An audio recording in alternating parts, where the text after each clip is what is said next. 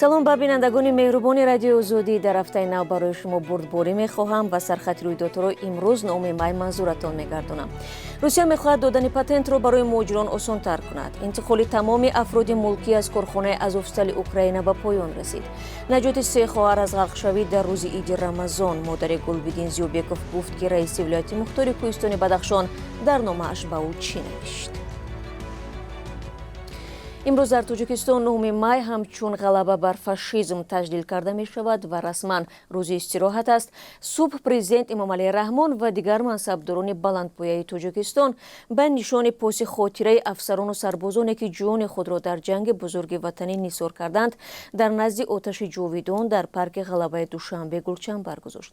ва аз ҷумла дар як паёми шодбошӣ сокинони кишварро бо 77-умин солгарди ин санад табрик карда ёдовар шуд соли 1941 беш аз 300 000 нафар сокинони Тоҷикистон ба майдони ҷанг рафта, зиёда аз 100 000 нафари онҳо ба ҳалокат расиданд.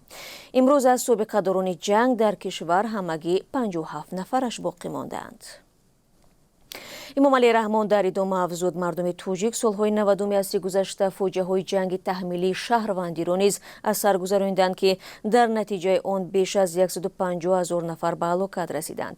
ба таъкиди президент, талафоти ҷонии ҷанги шаҳрвандӣ бештар аз қурбониёни ҷанги дуввуми ҷаҳон мебошад. бинандагони азиз, дар барномаи ахбори Озодӣ гузориши муфассал оиди таҷлили рӯзи ғалаба дар Душанбе тақдими шумо мегардад.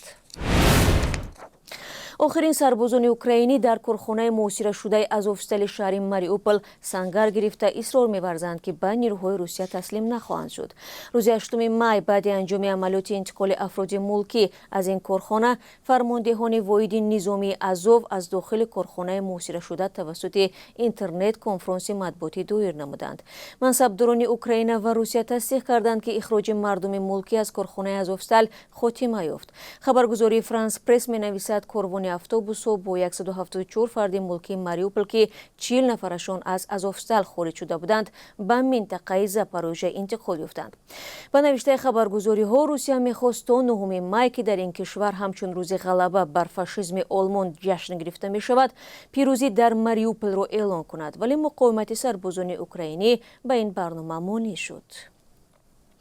президенти Украина Володимир Зеленский дар паёме ба раҳбарони 7 кишвари саноатии олам маъруф бо номи гурӯҳи G7 иброз дошт ки бар асари бомбаборони мактабе дар вилояти Луҳанск тахминан 60 паноҳанда кушта шуд. бармегардем ба Тоҷикистон. волидайни як сокини ҷамоати Ворухи Исфара 5 сол аст ки тақдири духтар ва набераашро намедонад. ба гуфтаи наздиконаш Зумрат Абдураҳимова соли 2015 ҳамроҳи шавҳар ва 3 фарзандаш нахуст ба Туркия ва аз он ҷо ба Сурия рафтанд. ин хонавода бори охир соли 2017 бо наздиконаш суҳбат кардааст.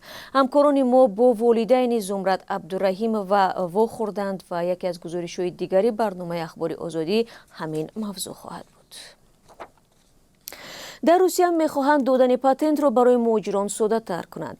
тибқи лоиҳаи вазорати корҳои дохилии ин кишвар, барои дарёфти иҷозатномаи кор ҳуҷҷати камтар талаб хоҳад шуд.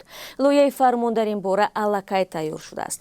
дар сурати ба имзо расидани он, дароз кардани патент барои муҳоҷирон осонтар мешавад.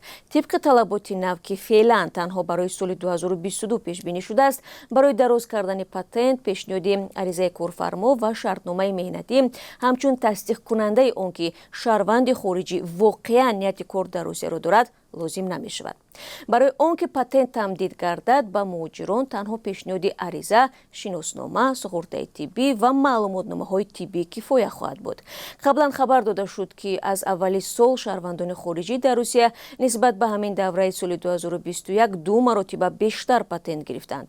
тибқи ҳисобҳои расмӣ дар ин давра барои кор беш аз 271 000 патент дода шудааст. раиси вилояти мухтори Кӯҳистони Бадахшон дар номае ба модари Гулбидин Зиёбеков, ҷавоне ки ҳангоми амалиёти буздошт 25 ноябри соли гузашта дар ноҳияи Роштқалъа кушта шуд, гуфтааст ҷинояткор ва саркардаи гурӯҳи ҷиноӣ номидани фарзанди ӯ خلاف قانون می باشد. این هم در حالی است که رسانه‌های دولتی از جمله تلویزیون بدخشان گلبدین زیوبیکوف را در گزارش‌های خود سرکرده گروه جنایی می‌نامند. پیوست‌اما عبدالمومین و مادر زیوبیکوف در نواری که هفته گذشته در شبکه‌های اجتماعی نشر شد باری دیگر طلب کرد هلاکت فرزندش تحقیق و گناهکاران مجازات شوند. در تاجیکستان بدون مرافعه دادگاهی نفری را در جنایت متهم دانستن خلاف قانون است، اما در بیشتر موارد این مقررات قانون رعایت نمی شود. در عید رمضان در تاجیکستان ساکنین دهه نوآباد شهر لیوکان 3 کودک را که از یک عائله بودند از مرگ نجات داده است. کمیته حالتهای فوق‌العاده خبر می‌دهد 3 خواهران که از 3 تا 7 سال داشتند در روز عید می‌خواستند از کانال آبگذر دهه عبور کنند ولی به آب افتیدند. اشور محمد یوسوفوف ساکن 40 ساله دی که تصادفاً از محل حادثه می‌گذشت کودکان را از غرق شوی نجات داد. به قول منبع وضع سلامتی دو دختر خوب بوده، سومی در حالت وزنی در بیمارخانه می باشد. از این پیشتر درباره غرق گشتن 2 کودک در روز عید رمضان امساله و پیدا نشدن جسدهایشان خبر نشر شده بود. بینندگان گرامی، حالا برای شما درباره قرب اسعار خارجی در تاجیکستان معلومات میدیم. امروز 9 مای قرب 1000 روبل روسی طبق نشان دهنده بانک ملی 160 سومانی و 60 درم می باشد. ارزش 1 دلار 12 سومانی و 49 درم و 1 یورو 13 سومانی و 22 درم تعیین شده است.